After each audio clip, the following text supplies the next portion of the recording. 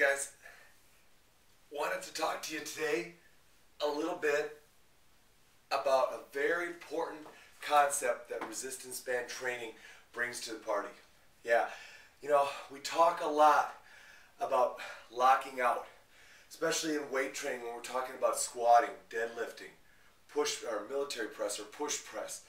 I'm constantly getting on my athletes and my adults to finish the lift. We always used to say finish the lift. Well, what we really mean is lock it out. Now, I've just gone ahead and put on a blog post on why I think it's so important to work on the lockout. But the cool thing about working with resistance bands is it helps you really reinforce the lockout. Let me show you what I mean. Let's take a couple of exercises. First of all, let's think about the military press and putting it up overhead. Now, what we really need to work on is that ability to lock out and hold it overhead. What a lot of people do is they go about here and they bring it right back down. They never get the lockout. So how can we work on that component of it using resistance bands? Well, really easy. First of all, you could obviously do the lockout exercise with the resistance bands. But what I like to do is sometimes combine up an exercise that reinforces the lockout after I do the exercise. So for instance, if I'm doing overhead push presses, now what I do is I lock it in, hold it, and I reinforce total trunk, hip, and shoulder blade stability by doing lateral walks. And then we go ahead and recover, and we go back into the overhead press.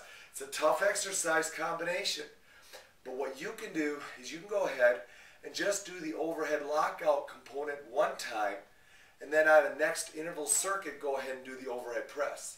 Or you can use the overhead lockout with the lateral walk as a warm-up, knowing you're going to do overhead press combinations or some kind of overhead press activity after. So there's an example of how you can reinforce the lockout. Now let's talk a little bit about deadlifting. Deadlifting, again, we want to get that lockout, and we really want them to emphasize getting the glute squeeze, shoulder blades back, and really reinforcing finishing the lift. Well, if you take the band and you hook it underneath your feet, you've seen me do this multiple times. But what we'll do is we'll go ahead and do a partial lockout, and I just want them to hold it there for 5 seconds. And then they go back down into it, and then it's back up, lock it out, squeeze everything, get a good feeling of what we're referring to when we say squeeze the glutes, set the shoulder blades, don't arch the low back. A lot of people, you see, my athletes want to throw their low back into extension. It's not what we're looking for. What I want is coming up, squeeze and hold, and set that trunk, and then back down. And I literally make them hold this position for 5 seconds. Now, if you want to take it a little bit more advanced and really enforce it into your athletic population, go ahead and hook it onto a kettlebell, hook it onto a dumbbell or a barbell, and now have them lift that weight. Even though it's a lightweight, have them lift it and reinforce the lockout that way.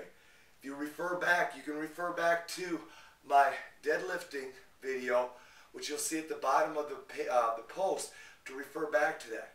But all of those exercises are great ways to reinforce the lockout, which I think ultimately is how we really start developing very powerful strength when we can complete the lockout.